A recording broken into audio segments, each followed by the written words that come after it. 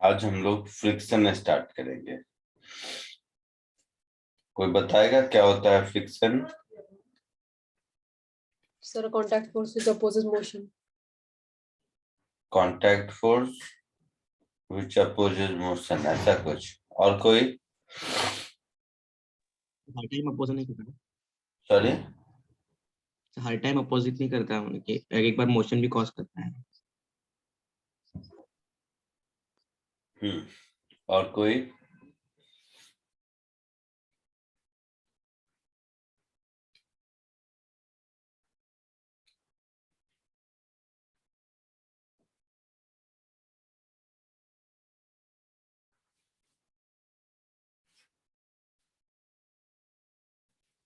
देखो,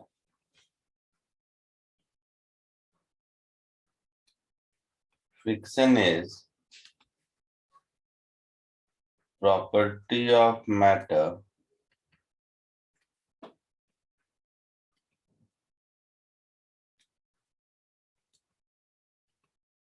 in its solid state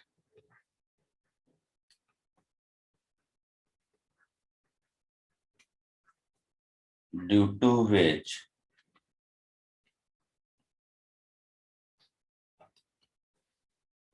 it opposes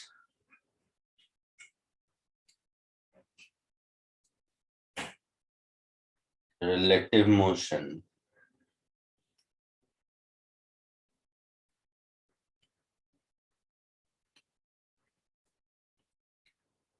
or potential relative motion।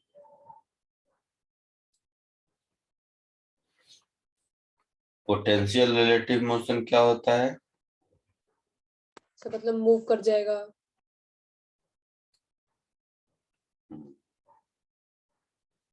So friction motion का oppose नहीं करता है, फ्रिक्शन रिलेटिव मोशन का अपोज करता है या फिर पोटेंशियल रिलेटिव मोशन का अपोज करता है। पोटेंशियल रिलेटिव मोशन मीन्स जिधर मूव करने का पोटेंशियल है, टेंडेंसी है। ठीक है, अच्छा, जैसे समझने के लिए ऐसे समझो,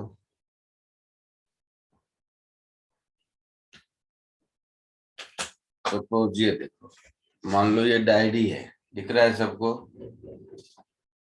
हाँ सर। डायरी के ऊपर एक माउस है, तो मैं इस डायरी को आगे पुल कर रहा हूँ, डायरी आगे आ रहा है। हाँ सर।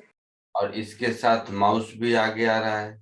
माउस को तो मैं छूने नहीं गया, माउस पर तो मैंने कोई फोर्स नहीं लगाया ना, हाँ सर। मैंने तो डायरी पर फोर्स लगाया था। तो माउस को आगे कौन ला रहा था? डायरी और माउस के बीच का फ्रिक्शन फोर्स। Yes sir. तो यहाँ पर माउस के लिए फ्रिक्शन फोर्स मोशन का सपोर्ट कर रहा है हाँ सर। और डायरी के लिए फ्रिक्शन फोर्स मोशन का अपोज कर रहा है। तो इस माउस डायरी वाले एग्जांपल को अगर मैं ऐसे कर दूं,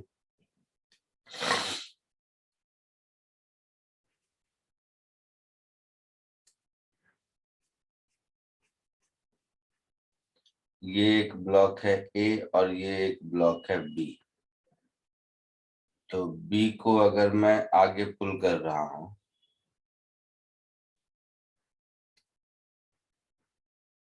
एफ फोर्स से,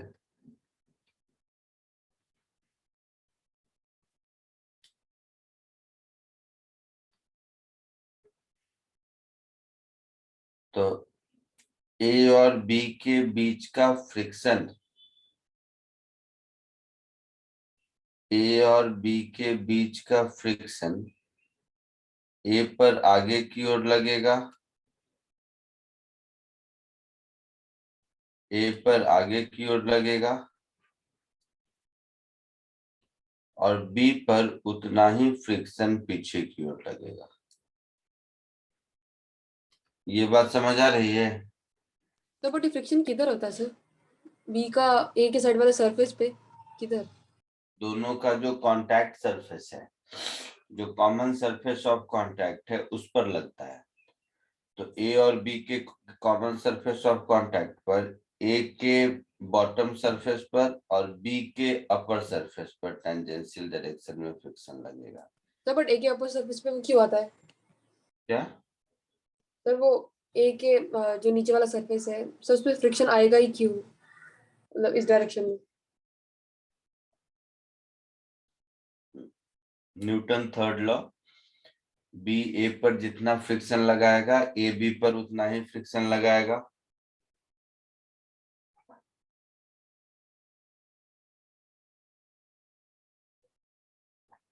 ये हुआ एक एक्सप्लेनेशन।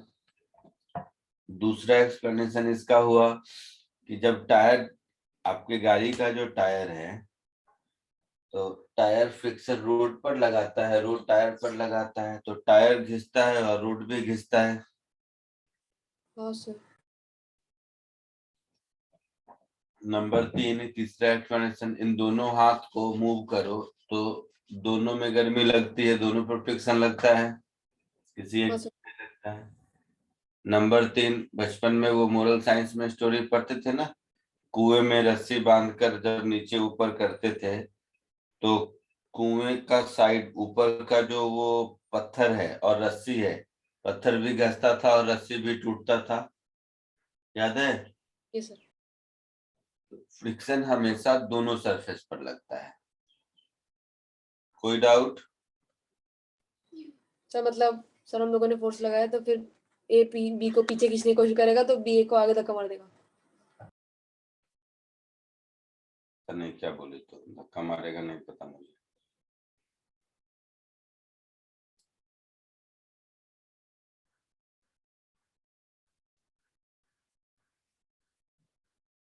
दूसरा देखो, पोटेंशियल मोशन किसको कहते हैं। सपोज ये एक इंक्लाइन प्लेन है और इस इंक्लाइन प्लेन के ऊपर ये एक ब्लॉक है जो रेस्ट में है,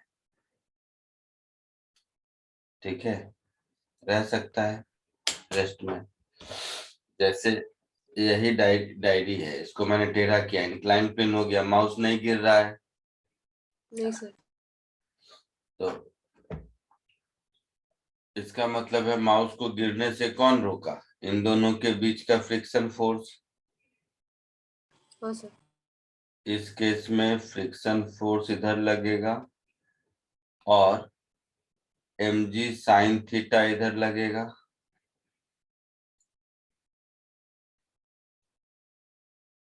और ऑब्जेक्ट रेस्ट पर है, तो इसमें ऑब्जेक्ट मोशन पर नहीं है, रेस्ट पर है, बट फ्रिक्शन फोर्स इसके पोटेंशियल मोशन को रोक रहा है। आई बात समझ में? हाँ सर। तो ये रिलेटिव मोशन और पोटेंशियल रिलेटिव मोशन का कॉन्सेप्ट कुछ क्लियर हुआ? ये sir.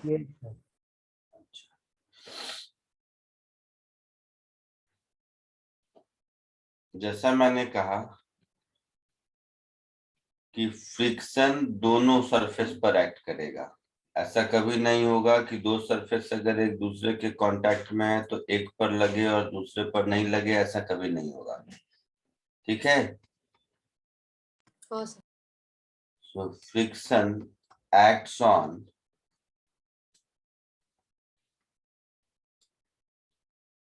both surfaces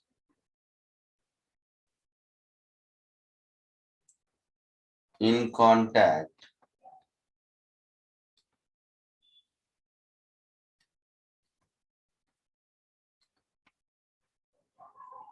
in opposite direction.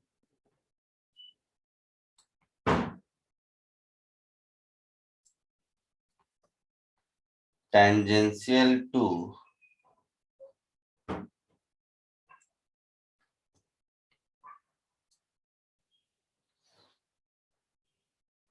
surface of contact.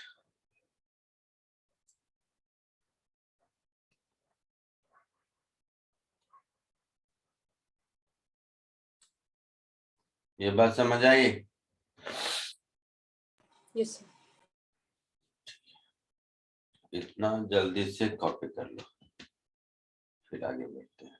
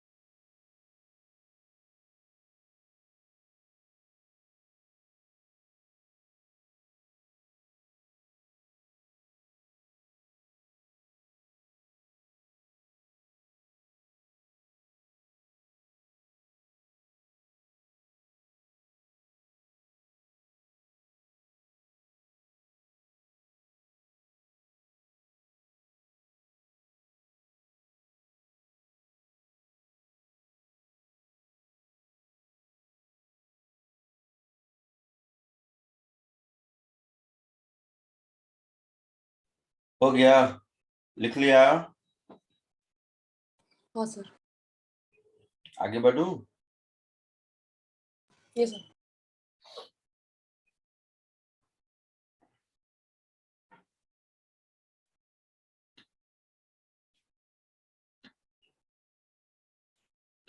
पक्का सबने लिख लिया? हाँ सर। अच्छा चलो, एक ऐसे ही आप लोगों को समझाने के लिए एक क्विज समझ लो, छोटा सा।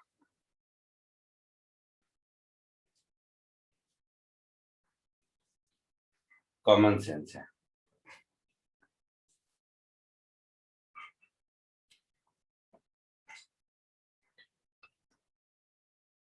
ये एक व्हील है, ठीक है?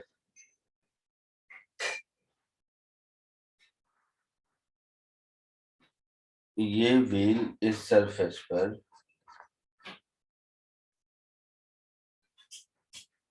ओमेगा स्पीड से घूम रहा है और v स्पीड से आगे भी जा रहा है। रेडियस इसका कुछ r है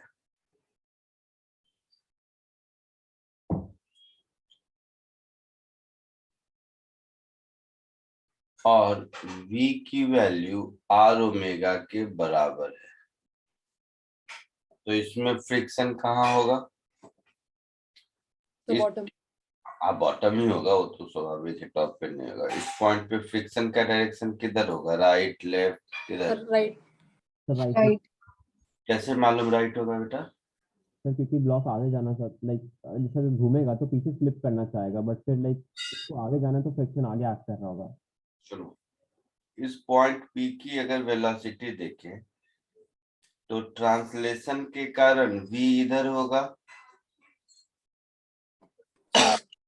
और इसके रोटेशन के कारण r ओमेगा इधर होगा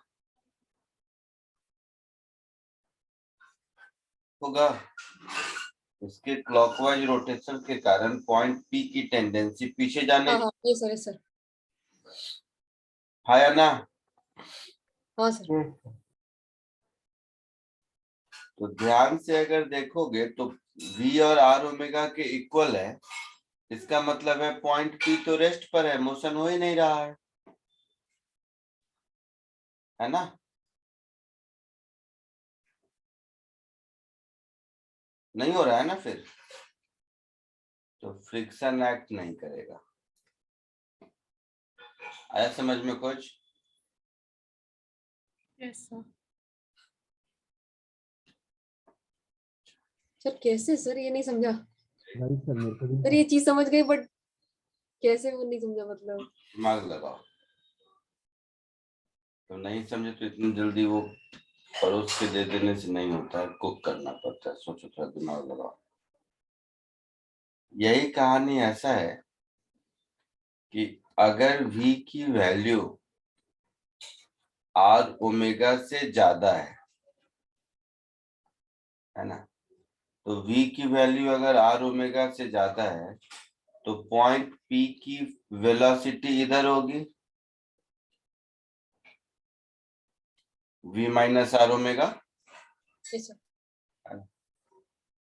तो इस केस में फ्रिक्शन पीछे लगेगा।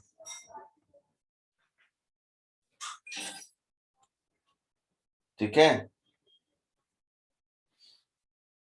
चमका कुछ? हाँ। यही अगर ऐसा है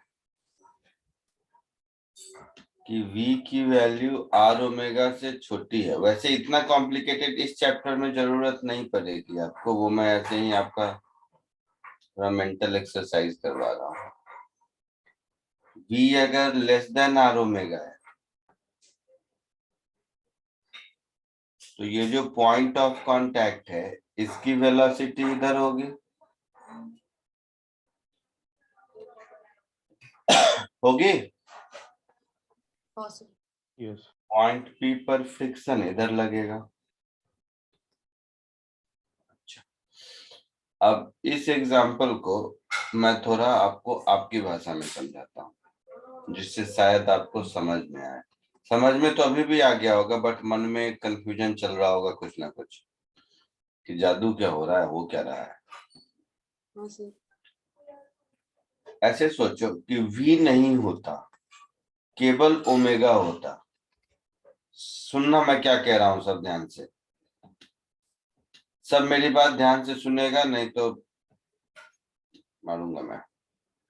ध्यान से चुपचाप सुनो। सपोज v नहीं होता, केवल ओमेगा होता, मतलब एक रोटेटिंग व्हील को जमीन पर रख दो तो वो खुद ब खुद आगे जाने लगता है। ये तो ऑब्जर्व किया होगा। हाँ सर। अगर रोटेटिंग व्हील को ग्राउंड पर रख दो तो देखो वो खुद ब खुद आगे जाने लगेगा, हाँ या ना? हाँ सर। Yes sir. तो वो था तो रोटेटिंग, उस पर कोई फोर्स नहीं था, तो केवल एक चक्का घूम रहा है, उसको मैं जेंटली ग्राउंड पे रख दूं तो वो आगे जाने लगता है। तो आगे कौन ले गया? फ्रिक्शन ही तो ले गया ना। हाँ सर। तो v 0 है, मतलब ये केस 3 है, अगर ध्यान से देखो तो, है ना? सर ये वाली चीज सर एक बार बोलेंगे प्लीज? अब दूसरा, इसका दूसरा वर्जन सुनाओ, दूसरा दूसरा स्टोरी। जैसे तुम्हारा कार मान लो मड में या सैंड में फंस गया है, ठीक है, तो देखा होगा कि एक्सीलेटर दबाए जा रहे हैं और व्हील अपनी ही जगह घूमे जा रहा है, ऐसा होता है। हाँ सर। होता है सर। Yes sir. तो व्हील अपनी ही जगह घूम रहा है, या मतलब थोड़ा आगे जा रहा है, घूमने की वजह से जितना आगे जाना चाहिए उतना नहीं, थोड़ा आगे जा रहा है, यही कहानी होती है। Yes sir. तो जिसका टायर जितना अच्छा है उसमें मड में से बाहर निकलने के चांसेस उतना ज्यादा है। हाँ सर। मतलब उसका जो ट्रांसलेशनल स्पीड v है वो ओमेगा से कम है, आर ओमेगा से, तभी तो व्हील घूम रहा है लेकिन गाड़ी आगे नहीं जा रही है या कम जा रही है। तो टायर और ग्राउंड के बीच का फ्रिक्शन जो है वो उसको आगे ले जाता है। तो देखो थर्ड केस में फ्रिक्शन आगे लग रहा है यस सर। है ना? आई बात समझ में? ठीक उल्टा, गाड़ी मान लो डाउन द स्लोप तुम चला रहे हो और तुमने ब्रेक मारा, ब्रेक मारने से क्या होता है? ओमेगा कम करते हो आप, या ब्रेक कंप्लीट मार लिया तो ओमेगा 0 हो गया, साइकिल तो चलाया है ना। तो साइकिल से ब्रेक लगाते हैं तो क्या होता है? चक्का का घूमना बंद होता है। तो चक्का का घूमना बंद हुआ लेकिन डाउन द स्लोप में है तो भी स्लिप होकर आगे जाता है ना, इंक्लाइन सरफेस अगर है तो। हाँ सर। तो ओमेगा 0 हो गया या ओमेगा कम हो गया, बट v है तो देखो फ्रिक्शन पीछे लगता है। ये हो गया सेकेंड एग्जांपल। और v और r ओमेगा दोनों इक्वल है तो फ्रिक्शन नहीं भी लगता है। तो सरफेस रफ है इसका मतलब फ्रिक्शन लगेगा ही ऐसा नहीं है, फ्रिक्शन मोशन का अपोज करेगा ऐसा भी नहीं है। हाँ, फ्रिक्शन रिलेटिव मोशन का अपोज करेगा। तो केस 1 में there is no relative motion, ठीक है। केस 2 में there is a backward relative motion. Case 3 में sorry forward relative motion. Case 3 में बैकवर्ड रिलेटिव मोशन है। तो फ्रिक्शन फोर्स अकॉर्डिंगली एक्ट कर रहा है। तो फ्रिक्शन सेल्फ एडजस्टिंग फोर्स है, जब रिक्वायरमेंट होती है और जिधर रिक्वायरमेंट होती है उधर एक्ट करने की कोशिश करता है। और फ्रिक्शन मोशन का अपोज कतई नहीं करता, फ्रिक्शन रिलेटिव मोशन का अपोज करता है। क्लियर? Yes sir. जल्दी से इसको कॉपी कर लो। और बिलीव मी, इसका आपके न्यूमेरिकल से कोई लेना देना नहीं है, थोड़ा सा स्टैंडर्ड कॉन्सेप्ट है, मैंने ऐसे ही मुझे लगा सीख जाओगे इसलिए बता दिया, और कोई जरूरत नहीं है। सर इसमें आर ओमेगा पीछे क्यों लग रहा है? भगवान, हे भगवान, तू खुद सोच, ये व्हील जब घूमेगा तो घूमने की वजह से इस पॉइंट की वेलोसिटी किधर होगी? पीछे होगी। मान लो v नहीं है, चल v को हटा दे, अगर कोई चक्का व्हील घूम रहा है तो इसके घूमने की वजह से पॉइंट p किधर जाएगा? अच्छा अच्छा ओके सर समझा। इसके रोटेशन की वजह से पॉइंट पी की टेंडेंसी पीछे जाने की होगी बेटा। हाँ सर समझा। तो रोटेशन की वजह से पॉइंट पी की टेंडेंसी पीछे जाने की होगी, ट्रांसलेशन की वजह से पॉइंट पी की टेंडेंसी आगे जाने की होगी।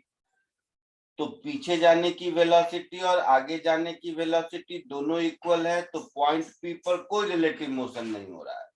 ओवरऑल ऑब्जेक्ट आगे जा रहा है, that's a different story all together, but point P पर रिलेटिव मोशन नहीं हो रहा है। जैसे मैंने माउस का एग्जांपल दिया, तो मैं बुक को अगर खींच रहा हूं तो माउस और बुक के बीच रिलेटिव मोशन नहीं है, बट वो आगे तो समझ रहे हो मेरी बात, मैं क्या कह रहा हूँ। हाँ हाँ सर समझा। पॉइंट पी पर रिलेटिव मोशन नहीं है, इसका ये मतलब नहीं है कि ऑब्जेक्ट आगे पीछे नहीं जाएगा, ऑब्जेक्ट आगे जाएगा। ऑब्जेक्ट तीनों ही केस में आगे जा रहा है। हाँ कार तीनों ही केस में आगे जा रही है। फर्स्ट केस में विदाउट स्लिपिंग जा रही है, सेकेंड केस में इसको हम लोग विग्रेटर फॉरवर्ड स्लिपिंग बोलेंगे, और थर्ड केस को बैकवर्ड स्लिपिंग बोलेंगे। ठीक है सर। आगे बढ़े, हो गया? सर एक सेकंड कॉपी करना है। करो जल्दी।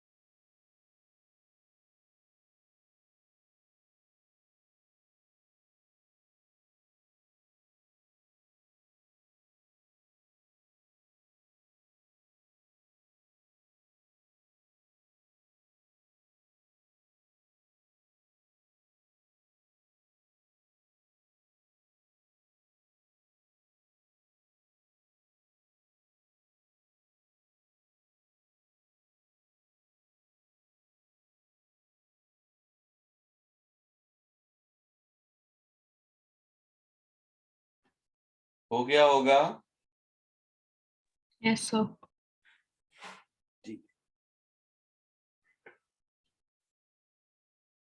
डायरेक्शन समझने के पॉइंट ऑफ व्यू से और ये समझने की पॉइंट ऑफ व्यू से कि फ्रिक्शन रिलेटिव मोशन का अपोज करता है, फटाक से मुझे ये बताओ। 1 सेकेंड का काम है।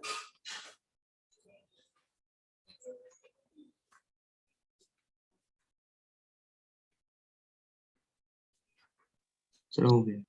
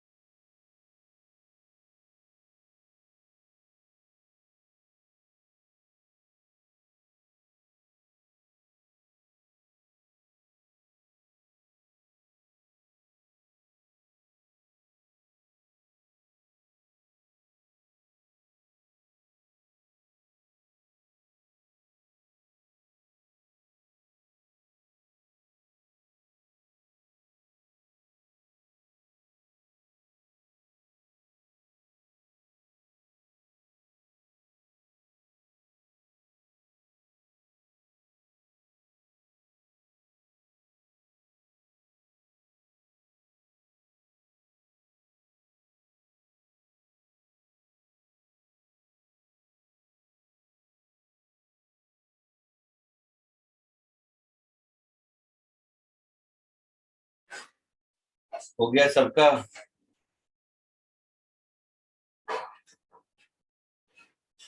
Yes sir. ए की वेलोसिटी 10 मीटर पर सेकेंड है और बी की 20 मीटर पर सेकेंड है। तो बी पर बैठकर अगर देखोगे तो ए किधर जाता हुआ दिखेगा? सर पीछे। तो ए पर फ्रिक्शन फोर्स आगे लगेगा, लगेगा? Yes sir. हाँ सर। ए पर बैठकर बी को देखोगे, बी किधर जाता हुआ दिखेगा? आगे। आगे। तो ए बी पर फ्रिक्शन इधर लगाएगा, उतना ही न्यूटन थर्ड लॉ।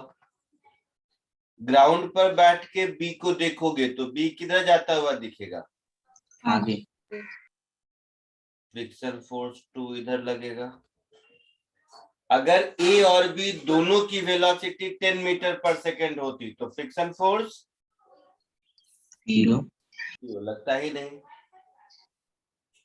या कहानी उल्टी होती, ए का 20 और बी का 10 होता तो फ्रिक्शन का डायरेक्शन ए बी पर उल्टा हो जाता।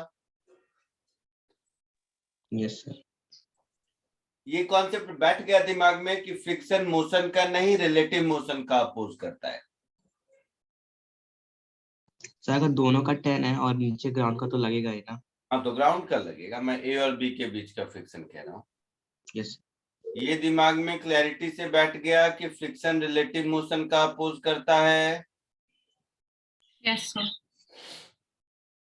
ठीक है, बैठ गया तो अब आगे बढ़ते हैं। टाइप ऑफ फ्रिक्शन बिल्कुल मत लिखना, ध्यान से सुनो। पूरे फ्रिक्शन का नटशेल यही है। अभी जो बता रहा हूं ये अगर समझ में आ गया तो ठीक है, फ्रिक्शन में कभी भी लाइफ में दिक्कत नहीं होगी। फंडामेंटली कॉन्सेप्चुअली ध्यान से सुनो, लिखना बिल्कुल मत, जैसा कि मैंने कहा बाद में हम लोग देखते हैं। ये एक ब्लॉक है, मान लो ये एक्सपेरिमेंट है, ये एक एक्सपेरिमेंट है जिसको मैं समझाने की कोशिश करता हूँ। ये एक ब्लॉक ए है, ये ब्लॉक ग्राउंड पर है और इस ब्लॉक पर कोई फोर्स F लगा रहा है। बिल्कुल मत लिखना, ध्यान से सुनो सब एक्सपेरिमेंट को। सब ध्यान से सुनेगा। जैसे मैं यहाँ बैठा हूं, इस टेबल को 1 न्यूटन फोर्स से खींच रहा हूं, ये आगे नहीं आया है ना। इस टेबल को मैं 1 न्यूटन फोर्स से खींचा, ये आगे नहीं आया। Yes sir. Okay sir. ठीक है,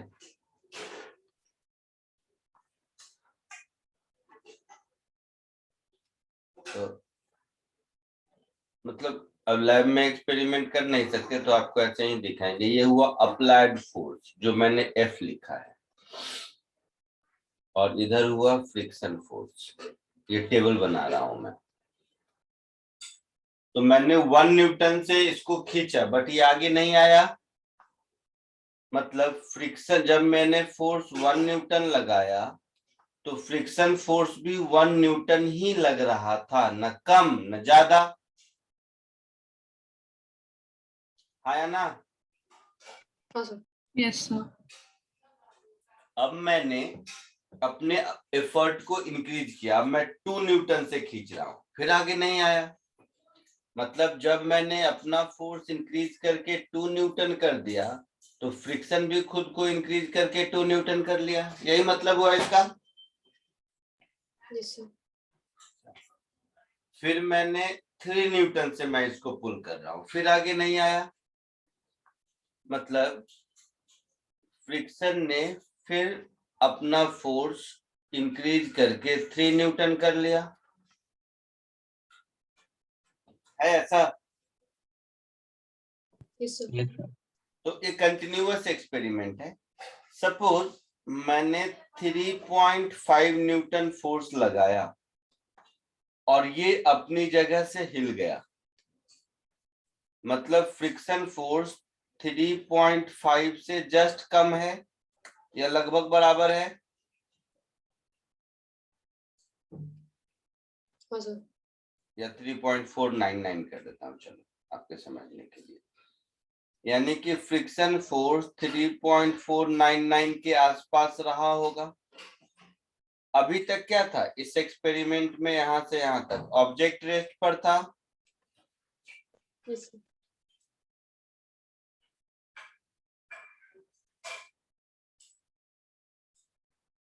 यहां पर क्या हुआ, ऑब्जेक्ट जस्ट मोशन स्टार्ट किया, है ना। हाँ सर।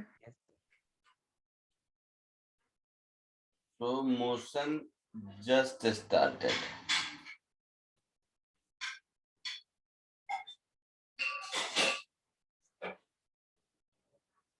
अब अगर मैं फोर्स बढ़ाता जाऊं,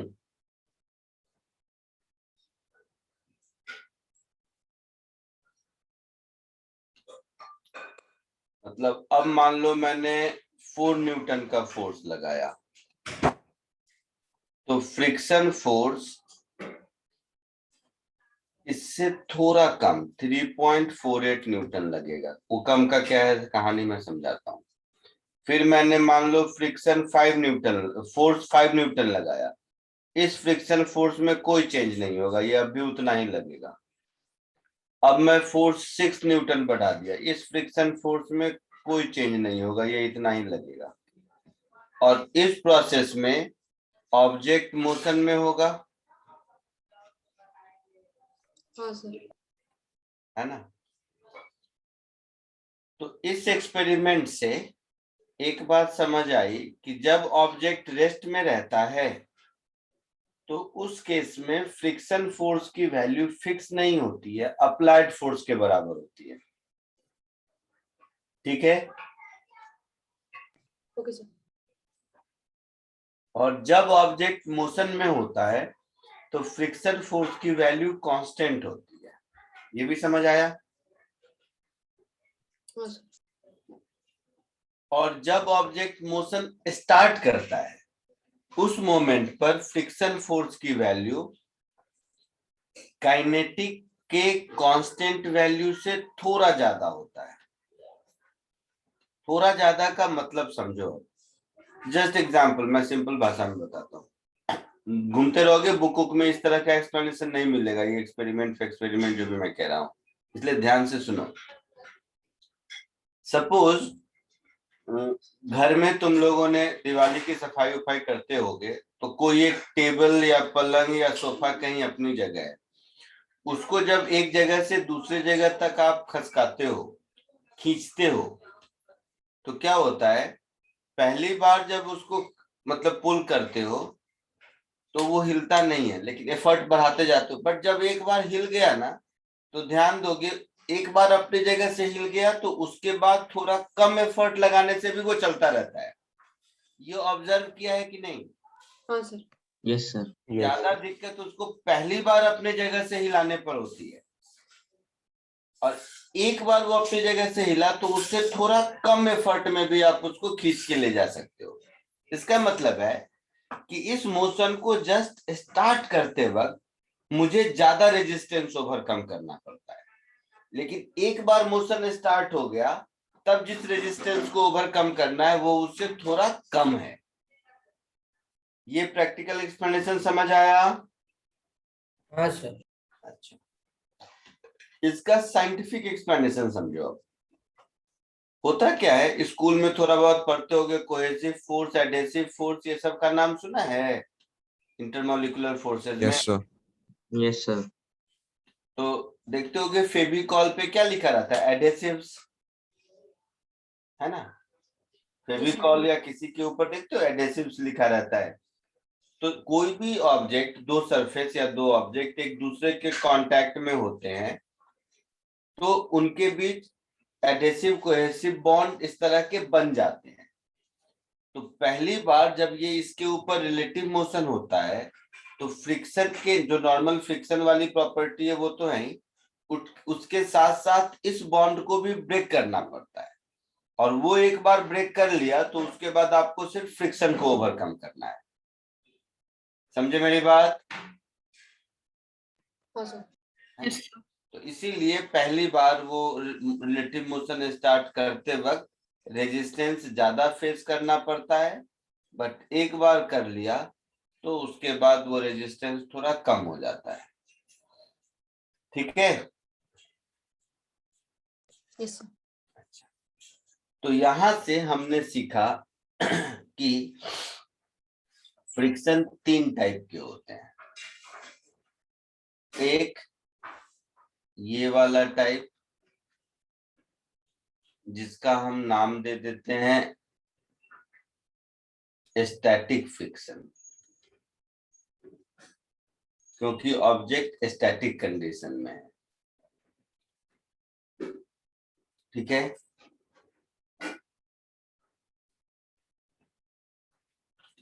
इस वाले स्टोरी का नाम है काइनेटिक फ्रिक्शन, क्योंकि ऑब्जेक्ट मूविंग कंडीशन में है। ठीक है? Yes sir.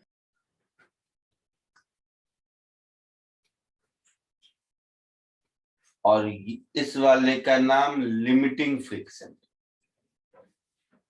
क्योंकि ये फ्रिक्शन की लिमिटिंग वैल्यू है, इससे ज्यादा लगा नहीं सकता। ठीक है? ये लिमिटिंग फ्रिक्शन। तो स्टैटिक फ्रिक्शन कब एक्ट करता है? जब ऑब्जेक्ट रेस्ट पर है। स्टैटिक फ्रिक्शन की अपनी कोई वैल्यू नहीं होती है, वो अप्लाइड फोर्स के बराबर होता है। लिमिटिंग फ्रिक्शन कब एक्ट करता है? जब मोशन स्टार्ट होने वाला होता है। इसकी वैल्यू कितनी होती है? तो स्टैटिक फ्रिक्शन की मैक्सिमम पॉसिबल वैल्यू होती है। और काइनेटिक फ्रिक्शन तब एक्ट करता है जब ऑब्जेक्ट मोशन में है, उसकी वैल्यू कितनी होती है? तो लिमिटिंग से थोड़ा कम होती है। ठीक है? तो जब ऑब्जेक्ट रेस्ट में है तो उस मोमेंट पर फ्रिक्शन फोर्स और अप्लाइड फोर्स, इन दोनों की वैल्यू हमेशा इक्वल रहेगी। ये 45 डिग्री रहेगा। तो इस ग्राफ में इसी एक्सपेरिमेंट का समझो ये ग्राफ है, तो इस ग्राफ का ये वाला जो पोर्शन है, यही पोर्शन स्टैटिक फ्रिक्शन है ऐसा?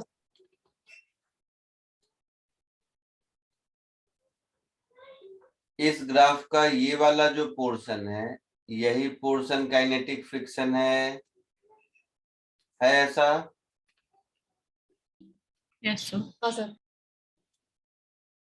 और इस ग्राफ का जो ये वाला स्टैंड अलोन पॉइंट, ये वाला पोर्शन है, यही लिमिटिंग फ्रिक्शन है।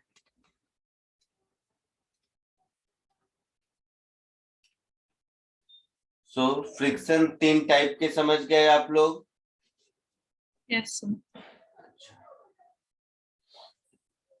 स्टैटिक फ्रिक्शन की वैल्यू, स्टैटिक फ्रिक्शन की वैल्यू 0 से लेकर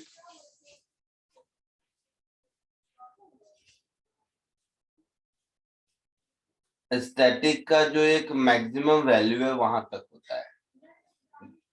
ये बात समझ आया? हाँ सर। और लिमिटिंग फ्रिक्शन का वैल्यू स्टैटिक फ्रिक्शन के मैक्सिमम वैल्यू के बराबर होगा, हाँ सर। और काइनेटिक फ्रिक्शन का वैल्यू कांस्टेंट होगा which is slightly less than limiting friction, है ना? आपको पूरे चैप्टर में लिमिटिंग फ्रिक्शन को कहीं डील नहीं करना पड़ेगा, थ्योरेटिकली एग्जिस्ट करता है, आपको प्रॉब्लम सॉल्विंग में कहीं इस्तेमाल नहीं होने वाला है। आपको 0 फ्रिक्शन का स्टैटिक का मैक्सिमम और वही मैक्सिमम लगभग काइनेटिक के बराबर, इतने से ही काम चलेगा। लेकिन सीख रहे हैं तो थोड़ा ठीक से सीख लें। प्रॉब्लम सॉल्विंग में लिमिटिंग का मैक्सिमम आपको कहीं यूज मिलेगा नहीं। समझ आया? हाँ सर। Yes, sir. कोई दिक्कत नहीं? जल्दी से इसको कॉपी कर लो।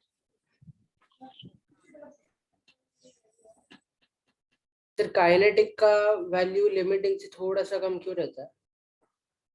बाप रे, अभी समझाया था ना कोहेसिव एडहेसिव फोर्स की कहानी, कहाँ भूल गया? हाँ हाँ सर, हाँ समझा।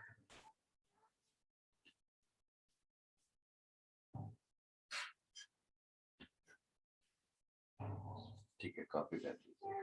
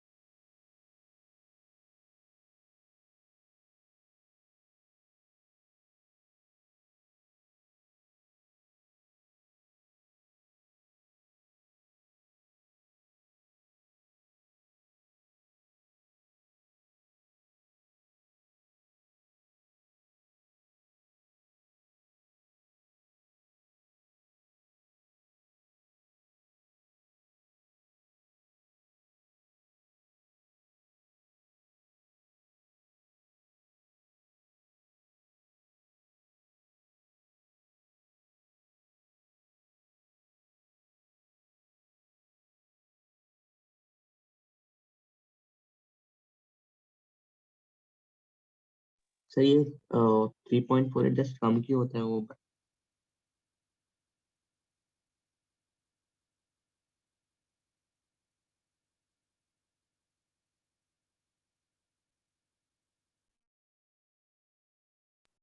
बोलो, क्या बोला? सर वो 3.49 से जस्ट थोड़ा 3.48 कम क्यों होता है? ये तुम लोग तीसरी बार पूछ रहे हो। मैंने अभी बताया था ना कोहेसिव और एडहेसिव फोर्स की कहानी। Yes sir.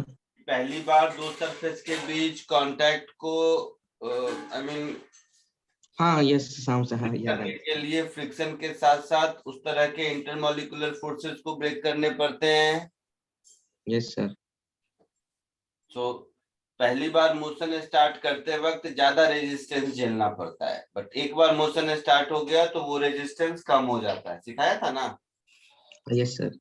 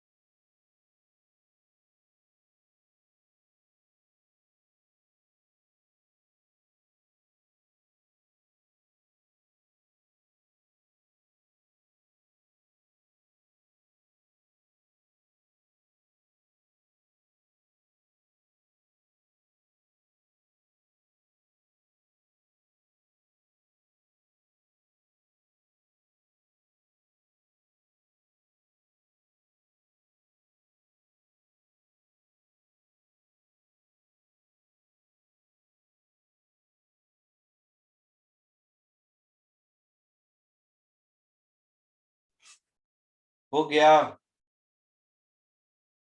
Yes sir. Yes, sir.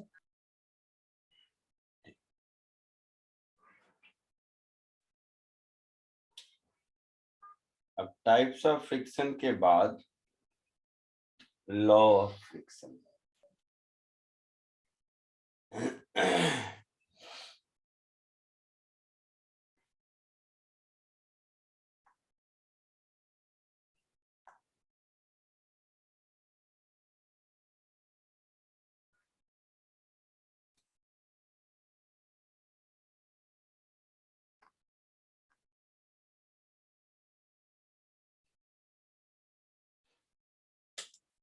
चलो लेकिन एक छोटा सा एक्सपेरिमेंट देखो। अगर इस डायरी को मैं अपने हाथ पर रखूं और इसको पुल करूं तो पुल हो रहा है। हाँ सर। अब कोई इसको ऊपर से दबा दे तो पुल करना थोड़ा डिफिकल्ट हो जाएगा। हाँ सर। Yes. ऊपर से इसको प्रेस करके रखे तो पुल करना थोड़ा डिफिकल्ट होगा, है ना? हाँ सर होगा। होगा। दूसरा एग्जांपल सबने क्लासरूम में करके देखा होगा, जाने अनजाने में। डस्टर को तुम वॉल पे सिर्फ ऐसे रखो तो गिर जाएगा अपने वेट की वजह से, लेकिन हाँ। डस्टर को वॉल पर तुम ऐसे दबा के रखो तो देखो कि नीचे नहीं गिरता है। मतलब Yes, sir. उसके एमजी को आपका दबाना बैलेंस नहीं करता है, आप तो हॉरिजॉन्टल डायरेक्शन में फोर्स लगा रहे हो। वॉल और डस्टर के बीच का फ्रिक्शन बढ़ जाता है, इसलिए एमजी नीचे नहीं गिरता है। आई बात समझ में? Yes. सब विजुलाइज कर रहे हो मैं क्या कह रहा हूँ? Yes sir. क्लासरूम में डस्टर को वॉल पे अगर रख दोगे तो नीचे गिर जाएगा। फिर उसको वॉल पे दबा के रखोगे तो नीचे नहीं गिरेगा। अब तुम फोर्स लगा रहे हो हॉरिजॉन्टल डायरेक्शन में और उसका वर्टिकल डायरेक्शन का एमजी बैलेंस हो जा रहा है। देखा है ऐसा करके सबने? Yes sir. तो इसका मोरल ऑफ द स्टोरी ये हुआ कि किसी भी दो सरफेस के बीच का फ्रिक्शन फोर्स प्रोपोर्शनल होता है सरफेस नॉर्मल रिएक्शन के। सरफेस नॉर्मल रिएक्शन भी कांटेक्ट फोर्स है, फ्रिक्शन भी कांटेक्ट फोर्स है। Surface normal reaction perpendicular to the I mean surface लगता है और friction tangential to the surface लगता है ना? सो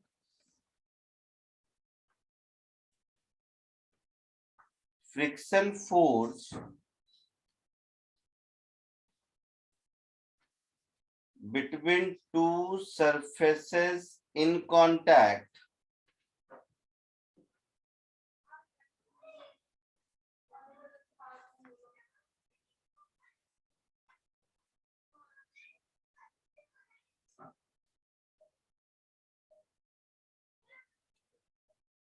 is proportional to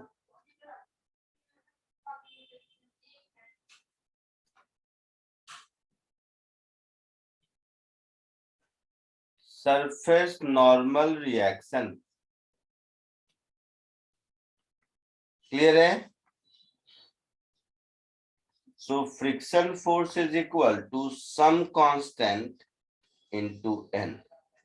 ये जो सम कांस्टेंट प्रोपोर्शनलिटी कांस्टेंट है, इस प्रोपोर्शनलिटी कांस्टेंट को हम लोग कोएफिशिएंट ऑफ फ्रिक्शन कहते हैं।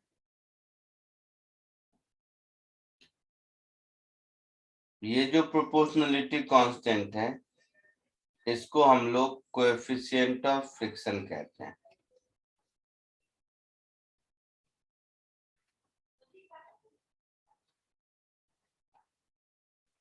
ठीक है?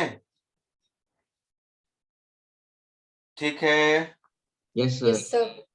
तो कोएफिशिएंट ऑफ फ्रिक्शन भी 3 टाइप का होगा, म्यू एस, म्यू एल और म्यू के। इसको हम लोग बोलते हैं कोएफिशिएंट ऑफ स्टैटिक फ्रिक्शन।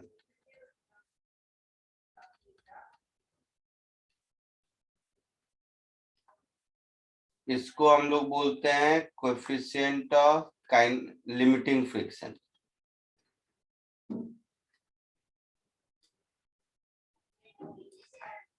और इसको हम लोग बोलते हैं कोएफिशिएंट ऑफ काइनेटिक फ्रिक्शन।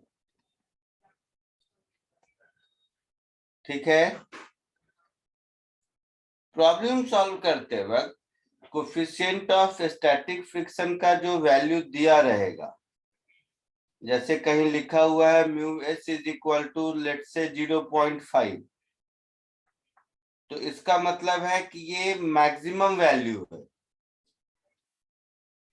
है ना, हाँ सर, वो 0 यूज होता है। Maximum value of static friction, static coefficient, क्योंकि ये जो कोएफिशिएंट ऑफ स्टैटिक फ्रिक्शन है उसका कोई इंटरमीडिएट वैल्यू का तो वैल्यू दिया ही नहीं जा सकता ना, समझ रहे हो? सर इंटरमीडिएट सर, अरे सुनो, चुपचाप सुन पहले। मैं बोलता हूं कि तुम्हारे मोशन को मैं अपोज करता हूं, तो कितने से करता हूं, तो मेरा एक मैक्सिमम वैल्यू है ना, वही बोलूंगा ना, ये थोड़ी ना बोलूंगा कि तुम 1 से करोगे तो 1 से करूंगा, तुम 2 से करोगे तो 2 से करूंगा, ये कोई सेंस नहीं हुआ, हाँ सर ठीक है ना? तो इसका कोई वैल्यू दिया हुआ है, मतलब बाय डिफॉल्ट वो मैक्सिमम वैल्यू ही है, बाकी कोई वैल्यू तो मिनिमम 0 होता है, मिनिमम तो फिक्स है, 0 होता है। आई बात समझ में? है। Yes sir. और ये जो लिमिटिंग वैल्यू है ये इसी मैक्सिमम वैल्यू को कहते हैं, न्यूमेरिकल में इसको कहीं इस्तेमाल नहीं करेगा। हाँ, ये एक कांस्टेंट वैल्यू होता है, इसमें चेंज नहीं होता है। ठीक है, तो म्यू के का जो वैल्यू दिया रहेगा मोशन के दौरान वही वैल्यू लगेगा, न उससे कम न उससे ज्यादा। क्लियर है? हाँ सर।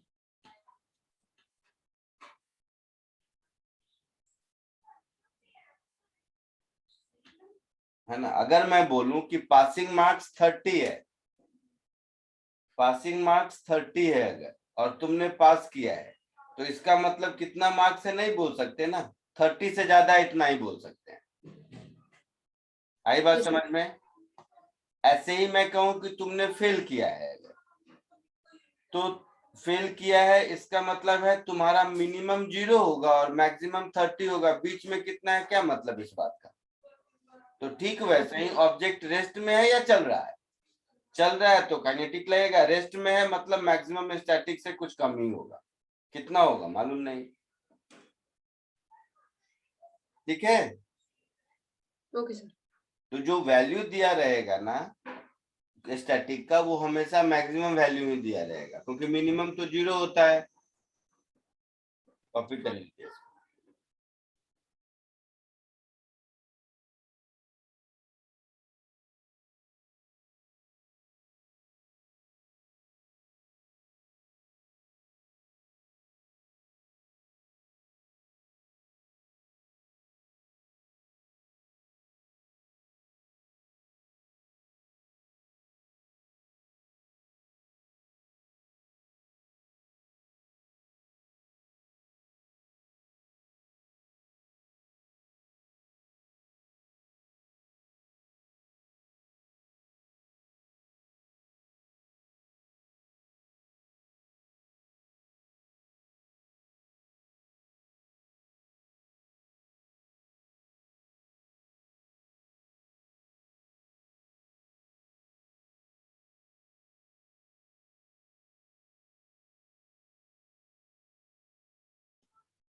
लिख लिया सबने?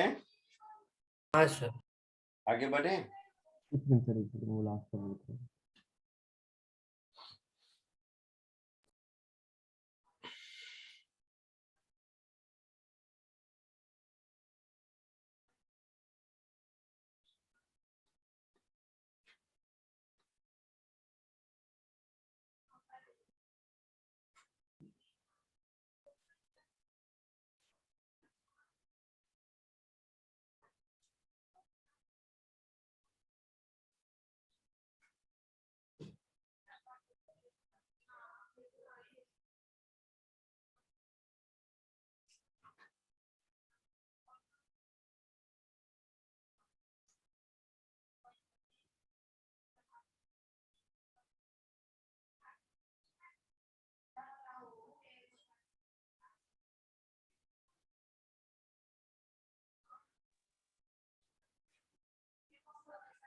हो गया? Yes sir. सर हो गया। यस सर हो गया। अब अभी जो ऊपर सिखाया मैंने ना, ठीक उसी को आपको और क्लियर हो जाएगा अगर ये क्वेश्चन कर लोगे तो। सब लोग कर पाते हैं इसको, जितने क्लास में होता हूँ सब लोग कर लेते हैं, तो आपसे हो जाएगा इसकी गारंटी है। बट एक बार करो तब समझ में अच्छे से आएगा।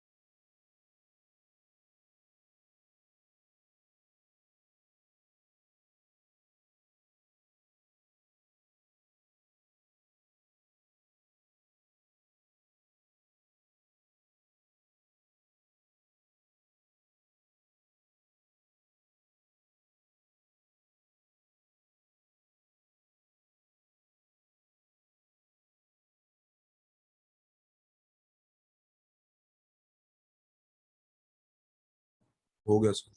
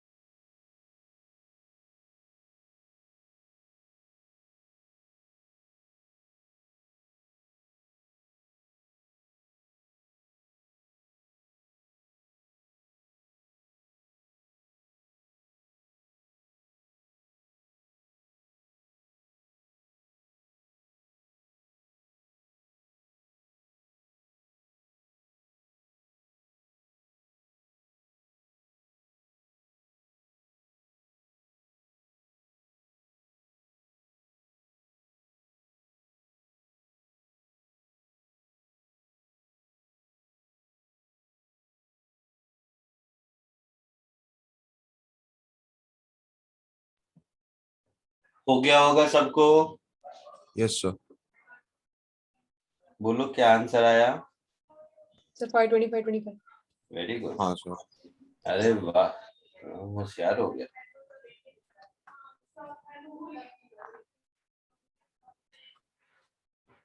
ये फोर्स F लग रहा है इधर, और फ्रिक्शन इधर लगेगा। यही कहानी होगी। Yes sir.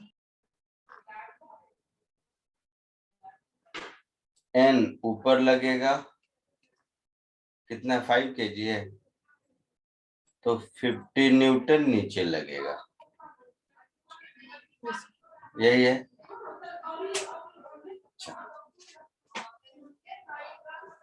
अब जो फ्रिक्शन फोर्स का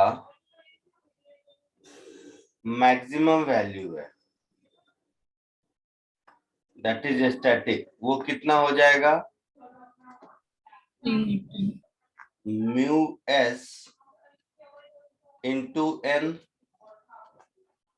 that is 0.6 into 50, that is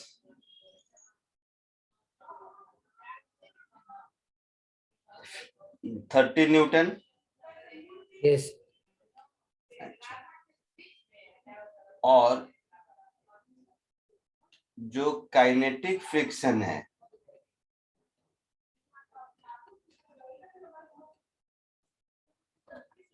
ये म्यू के इंटू एन होगा।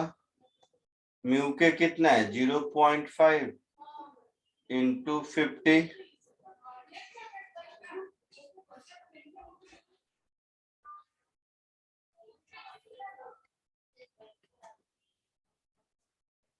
That is 25 Newton. होगा ऐसा? यस अब देखो, इसका मतलब क्या हुआ कि मोशन स्टार्ट करने के लिए मुझे 30 न्यूटन या उससे ज्यादा फोर्स चाहिए।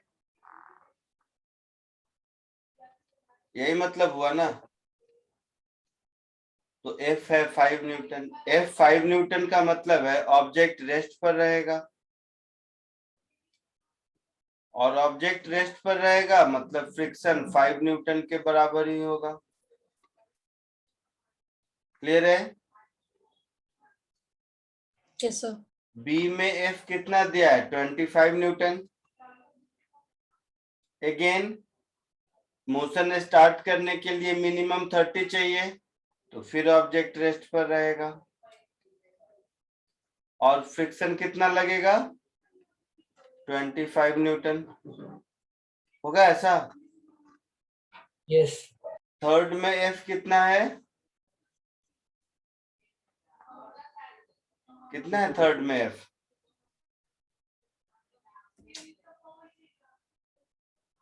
क्वेश्चन भी सर नहीं 25 लोग। 50 न्यूटन है, यस सर। तो 50 न्यूटन है। अब ये 50 30 से ज्यादा है, मतलब Yes, sir. ऑब्जेक्ट मोशन में होगा, हाँ सर। और ऑब्जेक्ट मोशन में है तो फ्रिक्शन काइनेटिक लगेगा, हाँ सर। और काइनेटिक फ्रिक्शन की वैल्यू फिक्स्ड है 25 न्यूटन, तो 25 न्यूटन लगेगा। आया समझ में सबको? Yes, sir. किसी को कोई डाउट? No sir. आगे बढ़े?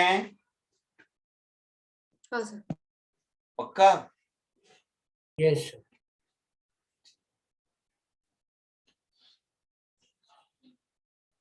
अब एक चीज देखो,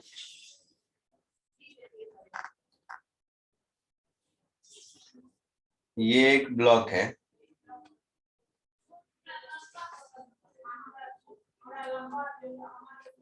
देखना तुम लोगों से मैं खुद करवाऊंगा, मैं कुछ नहीं बोलने वाला। कोई F फोर्स लगाकर हॉरिजॉन्टल से थीटा एंगल पर इसको पुल कर रहा है, मास m है, ठीक है? हाँ सर। ब्लॉक और सरफेस के बीच फ्रिक्शन म्यू है। तो देखो, प्रॉब्लम सॉल्विंग में मैं बार बार बोल रहा हूँ, वो तो थ्योरी समझाना था इसलिए वैसी कहानी सुनाई मैंने। Problem solving point of view से क्या होगा कि मोस्ट ऑफ द प्रॉब्लम में 99% प्रॉब्लम में क्या होगा, म्यू का सिंगल वैल्यू लिखा होगा।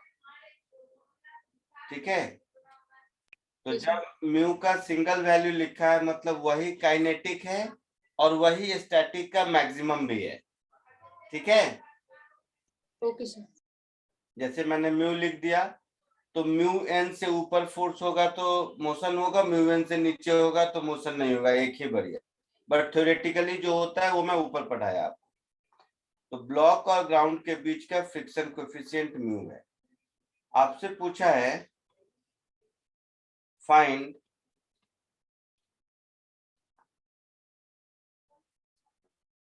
मिनिमम फोर्स रिक्वायर्ड टू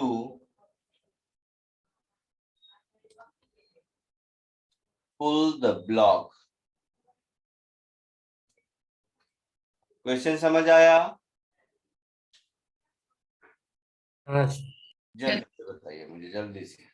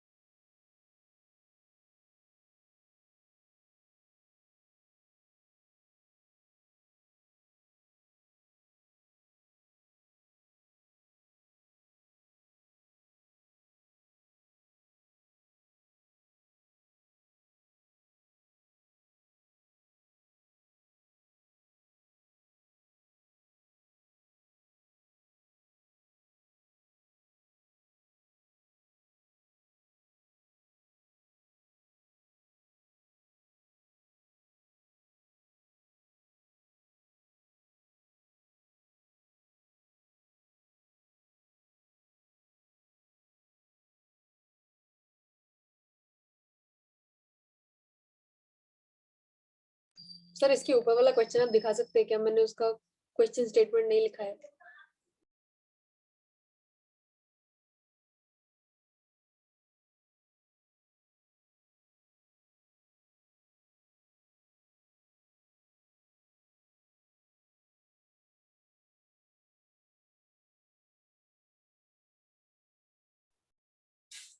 बोलो क्या बोला तुम लोगों ने? सर इसके ऊपर वाला जो क्वेश्चन स्टेटमेंट है सर, आप वो दिखा सकते हैं क्या? कौन सा? सर जिसका आंसर 5 वाला 5 25 नहीं, 25 आया था। अभी इसको सॉल्व करो। वो सर ये दिखाया, हो गया लिखा ही नहीं तुमने। इसका सर, क्या आंसर लिख आया लिया सर। बताओ, इसका क्या आंसर आया? Sir mu upon cos theta into mg minus f sin theta. F पूछा है और एफ में आंसर है तुम्हारा, सोच लो इसी से। Sir mu M G by under root 1 plus mu square. ये कौन है? ये किसने बोला? किसने बोला बताओ? सर मैंने क्या मैंने, नाम क्या है तेरा? वेदांत। क्या किया बताओ?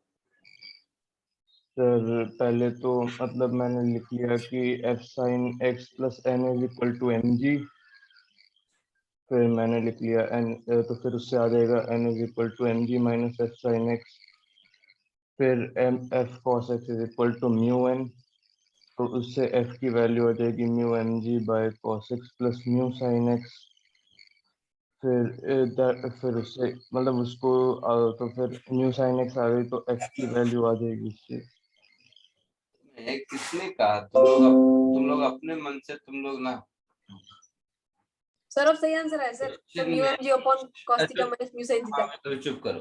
क्वेश्चन में थीटा दिया हुआ है ना, अगर थीटा नहीं होता तब मैं थीटा से इंडिपेंडेंट आंसर पूछता ना आपसे।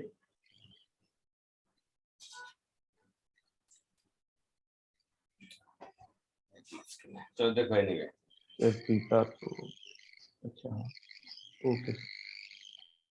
देखो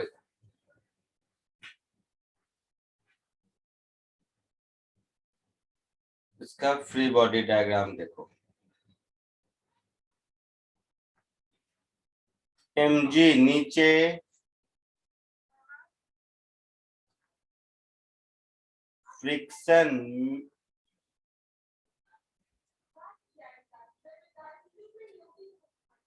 फ्रिक्शन इधर, नॉर्मल इधर, एफ ये है और थीटा ये है। तो एफ का ये वाला कंपोनेंट एफ कॉस थीटा और एफ का ये वाला कंपोनेंट एफ साइन थीटा। ठीक है? हाँ सर। हाँ सर। सो मोशन करने के लिए n plus F sine theta ये तो एग्जैक्टली mg के बराबर होगा। Yes, sir. मतलब n की value mg minus F sine theta होगी। कोई दिक्कत है ना? हाँ सर।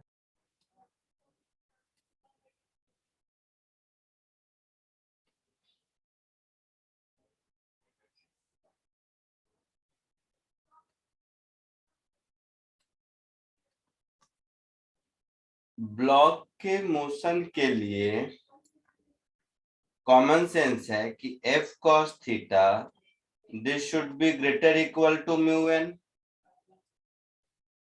Yes, sir. है ना? तो यहां से मुझे मिल जाएगा F cos theta should be greater equal to mu, N की जगह लिख देता हूं M G minus F sine theta.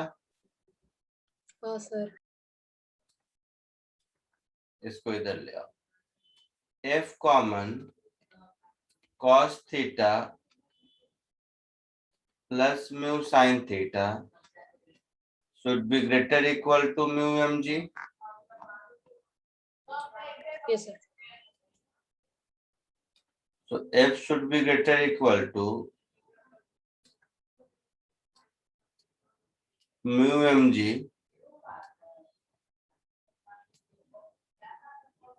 Sir यही आया था सर. सो एफ मिनिमम की वैल्यू हो गई mu M G upon cos theta plus mu sine theta. Sir आया तो समझ मतलब में? इसमें मैंने वैसे कर दिया था कि मैक्सिमम वैल्यू लगा दी थी कि cos x प्लस म्यू मैं sin समझ x. गया था, इसीलिए मैं पूछा था ना तुमसे. मैं समझ गया था कि तुमने क्या किया. कोई डाउट किसी को? नहीं सर. आगे बढ़ूं? आगे बढ़ूं? आगे बढ़े? नहीं सर, सर इसका मैंने क्वेश्चन नहीं लिखा सर, प्लीज क्वेश्चन दिखा दीजिए. बट नहीं, बाद में लिखना.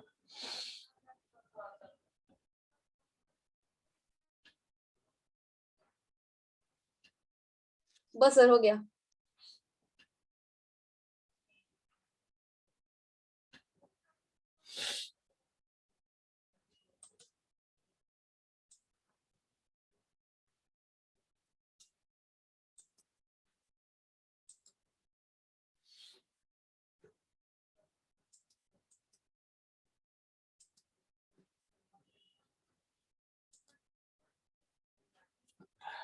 आगे बढ़े?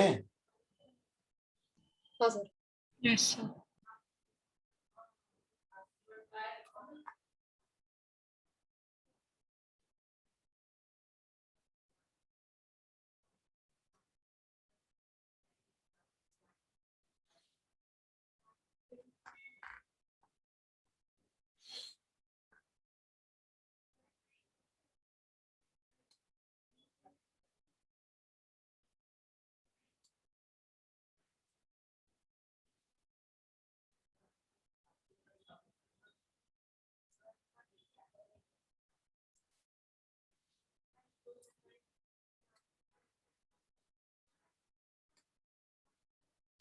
Find the minimum force required to push the block. आई बात समझ में? सिमिलर हाँ सर. क्वेश्चन है.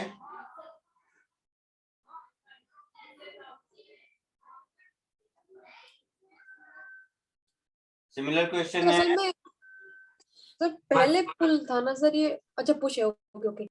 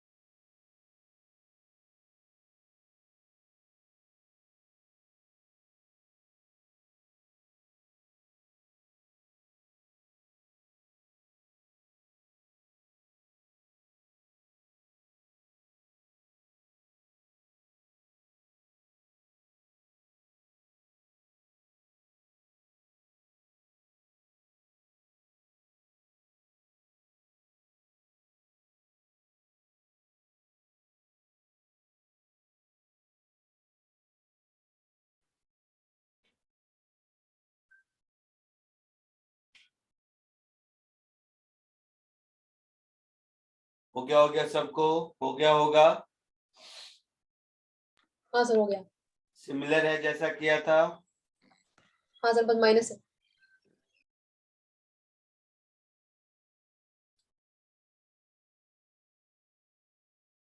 सिमिलर है जैसा पहले किया था। Yes sir. Yes sir. बोलोगे सर इतना इजी क्वेश्चन क्यों दिया, तुम लोगों के दिमाग में यही चल रहा होगा कि सर तो बहुत इजी इजी पढ़ाते हैं। नहीं सर, हाँ चल रहा होगा। नहीं सर, पुलिंग और पुशिंग कौन सा इजी है सर, वो हमें समझाने के लिए किया है। हाँ बहुत बढ़िया, मजा आ गया, अब समझी। तो वो जो स्कूल में पढ़ते थे ना हम लोग कि pull is always easier to push, उसका मैथमेटिकल एनालिसिस समझ में आ जाएगा आपको अभी। आई बात समझ में? हाँ सर। तो same story, F cos theta should be greater equal to friction that is mu N, और एन यहाँ पर हो जाएगा M G plus F sine theta, हो जाएगा। Yes sir. बोल बाकी जनता। Yes. Yes sir. F common cos theta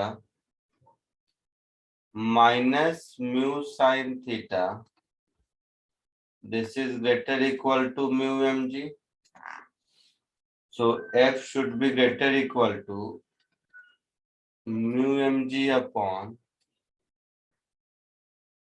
cos theta minus mu sin theta, है ना? हाँ सर। तो ये f मिनिमम हो जाएगा पुश करने के लिए। Yes Yes, sir. अब ये वाला और इससे पीछे वाला दोनों रिजल्ट को अगर ध्यान से एक साथ देखोगे तो पुश करने के लिए जो मिनिमम चाहिए वो ज्यादा है पुल करने के लिए जो मिनिमम चाहिए उससे, है या ना? Minimum force to push at a certain given angle is always greater than minimum force to pull a block at same angle, है ऐसा? Yes sir. तो जो स्कूल में पढ़ते थे कि pulling is easier than pushing, वो समझ आया? यस। यहां तक कोई दिक्कत? आगे बढ़ूं? Yes sir. अब इस क्वेश्चन को मैं ऐसा कर देता हूं,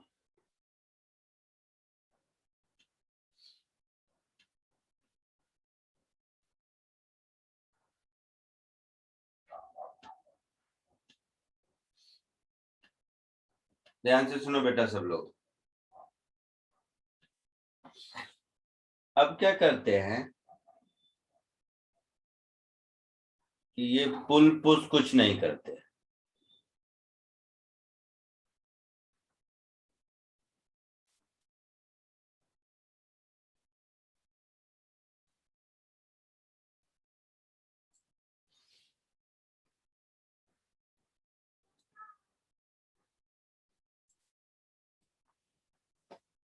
अब मैं कहूं find minimum force required to slide the block,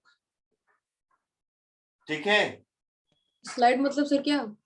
slide मतलब फिसलना। हाँ सर। सर अपने आप से।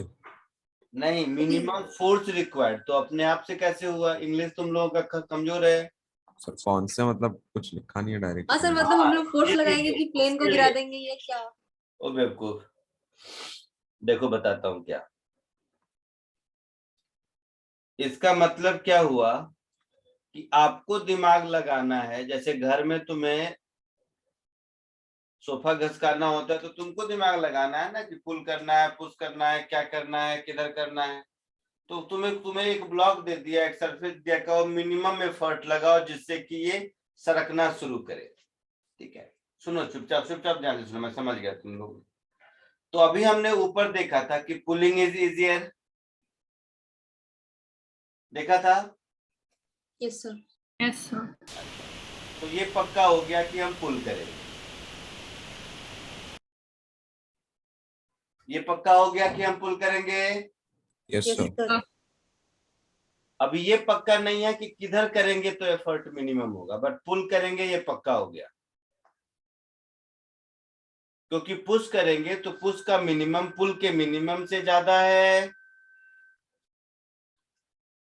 हाँ या ना। हाँ सर। Yes, sir. तो मैं ऊपर दो कहानी इसलिए कराया कि आप ये क्वेश्चन कर सको। अगर आप लोग ज्यादा होशियार होते तो मैं सीधे यही क्वेश्चन देता, ऊपर का दो नहीं कराता, बट ये स्टेप बाय स्टेप है।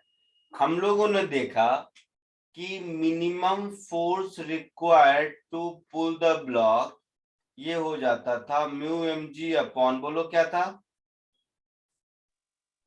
cos theta minus mu sin theta. cos theta plus plus mu sin theta, ये मिनिमम था, देखा था। पुश, हाँ हाँ सर, उसमें तो इससे भी ज्यादा था। हाँ सर, नहीं पुलिंग का ही मिनिमम। हाँ, तो ये पुल का जो मिनिमम होगा वो मिनिमम है। अब हम ध्यान लगाएंगे, इसमें म्यू का हम कुछ कर नहीं सकते, कांस्टेंट है, mg कांस्टेंट है, हम कुछ कर नहीं सकते, थीटा चेंज कर सकते हैं। तो हमारे हाथ में है कि हम किधर पुल करना चाहते हैं, है ना, कितने एंगल पे। ये बात समझ रहे हो। हाँ सर समझ रहे। तो हम थीटा को कैसे एडजस्ट करें कि एफ मिनिमम का मिनिमम वैल्यू मिले, ठीक है। तो दो तीन मेथड है, ट्रिग्नोमेट्री पढ़ चुके हो तुम लोग। Yes sir. Yes, sir. Trigonometry में ये पता है a cos theta plus b sin theta का maximum value under root a square plus b square होता है। Yes sir. Yes, sir. अच्छा, ये कब होता है कंडीशन,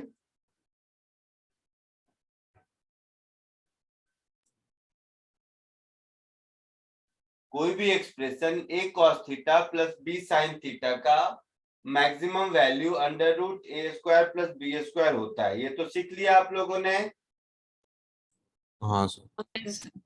कि अंडर, लेकिन ये कब होता है, किस कंडीशन पे होगा ये मैक्सिमम। सर एक मिनट। सर ए और बी कांस्टेंट हो। बट आधा अधूरा सीखता है तुम लोग, जितना तुम लोग को साइंटिस्ट बनना होता है फिजिक्स में ही पूछता है क्यों कैसे ऐसे, मैथ्स वाले सर से नहीं पूछा कि a cos theta plus b sin theta का अरे एक मिनट सर, वही लिख रही हूँ एक minute. Maximum value under root a square plus b square है और minimum under root a square minus b square है, minimum minus of under root a square plus b square. तो मिनिमम को छोड़ो, मैक्सिमम मुझे बताओ कि under root a square plus b square maximum कहाँ से आया और किस कंडीशन पे होगा। Sir cos alpha plus beta by 2 is equal to 1। Alpha beta क्या है, क्या बोलते हो तुम लोग। चलो तुम लोग मैथ सीखो पहले, चल मैथ सीख तुम लोग, फिजिक्स तो बाद में, और नहीं तो कैलकुलस से भी कर सकते हैं, कैलकुलस से भी कर सकते हैं।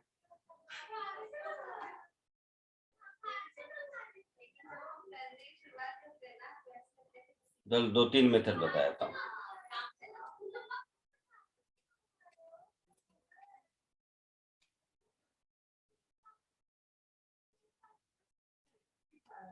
देखो कैसे बताऊं, कैलकुलस वाला या ट्रिग्नोमेट्री वाला, जल्दी बोलो फटाफट। ट्रिग्नोमेट्री। ट्रिग्नोमेट्री, तो चलो ट्रिग्नोमेट्री पहले।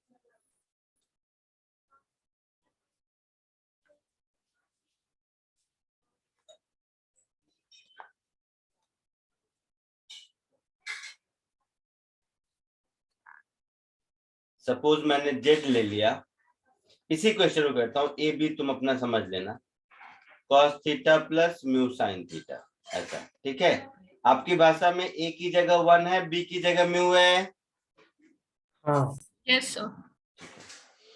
तो मैं क्या करता हूं, अपने मन से, क्या नाम दो बताओ, इसका 1 को मान लेता हूं capital A cos alpha suppose is equal to 1 और capital A sign alpha is equal to mu, अपने मन से मान लिया, ठीक है। ऐसे ही करते हो तुम लोग ना।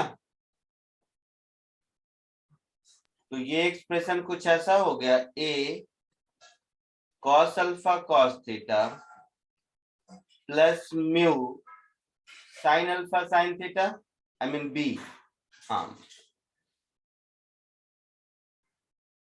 ए साइन अल्फा साइन थीटा, हाँ या ना? हाँ सर। Yes, sir. हाँ, कौन क्या आवाज आ रही है? ए कॉमन, तो ये हो गया cos alpha cos theta plus sign alpha sin theta, cos से कॉस भी प्लस साइन है साइन भी, क्या होता है? Cosine. तो ए कॉस अल्फा माइनस थीटा होगा। Yes sir. तो कॉस का वैल्यू कभी भी 1 से ज्यादा तो हो नहीं सकता, चाहे अंदर में कुछ भी हो। Yes sir. ये always less than equal to 1 है। तो यहां से दिख गया कि जेड मैक्सिमम का वैल्यू ए होगा, होगा। Yes sir. अच्छा, इधर टाइम नहीं है इसलिए मैं थोड़ा अच्छे से कर रहा हूँ। इधर दोनों को स्क्वायर करके ऐड कर दोगे तो A square is equal to 1 plus mu square दिख रहा है, that is A is under root 1 plus mu square दिख रहा है। जल्दी फटाफट बोलो, बोलो जल्दी फटाफट। यस। और दोनों को डिवाइड कर दोगे तो tan अल्फा म्यू दिखेगा। यस। यहां तक हो गया कहानी। तो Z maximum is equal to A, that is equal to under root 1 plus mu square होगा, होगा। Yes sir. Yes, sir. अब ये मैक्सिमम कब होगा? जब कॉस वाला टर्म 1 होगा, that is when alpha is equal to theta, है ना? Yes sir. Yes, sir. Yes, that is theta is equal to tan inverse mu.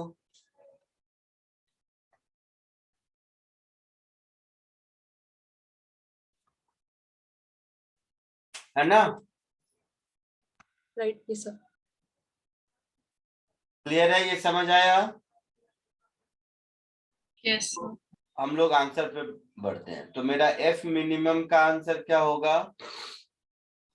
Mu M G upon under root 1 plus mu square. किसी बच्चे ने first question में मुझे ये answer बोला था, याद है? Yes, sir. बोल बेटा, जिसने बोला था वो है या नहीं? यस। तो देखो, वो पुल पुश बोल दिया तब नहीं, मिनिमम फोर्स टू स्लाइड जिसमें कुछ नहीं दिया है तब ये हम आंसर बोलेंगे। जब थीटा डिफाइन कर दिए तो मेरा तो थीटा के टर्म में आंसर आना चाहिए। यस।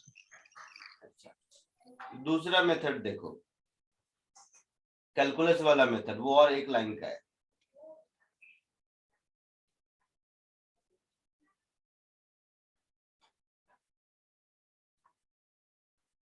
कैलकुलस में मैक्सिमम मिनिमम पढ़े हो? Yes, sir. तो जेड हमने लिखा था, क्या था? Cos theta plus mu sine theta था, ऐसा? Yes, sir. Yes sir. So for z to be maximum, dz by d theta should be 0. तो cos का डिफरेंशियल माइनस साइन और साइन का cos, this is equal to 0। हाँ sir.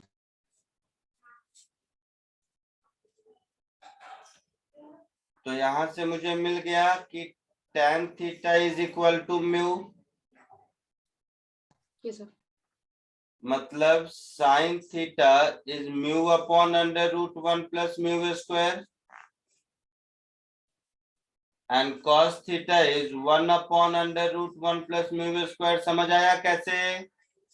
tan theta p by B, sine theta p by H, cos theta b by H. समझ आ रहा है सब? Yes, sir. yes sir, तो जेड मैक्सिमम क्या होगा? साइन थीटा कॉस थीटा की वैल्यू ये पुट कर दो, तो जेड मैक्सिमम हो गया कॉस थीटा की जगह 1 upon under root 1 plus mu square plus mu sine theta, that is mu into mu upon 1 plus under root mu square. So 1 plus mu square upon under root 1 plus mu square. समझ आ रहा है? Yes sir. तो जब Z maximum होगा तभी तो F minimum होगा, क्योंकि जेड डिनोमिनेटर में है, ऊपर तो कांस्टेंट है। आई बात समझ में? Yes, sir. So F minimum is mu M G upon under root 1 plus mu square. Answer clear है सबको? Yes, sir. यस सर कोई डाउट दोनों में से किसी मेथड में? no sir, जल्दी से इसको कॉपी कर लीजिए।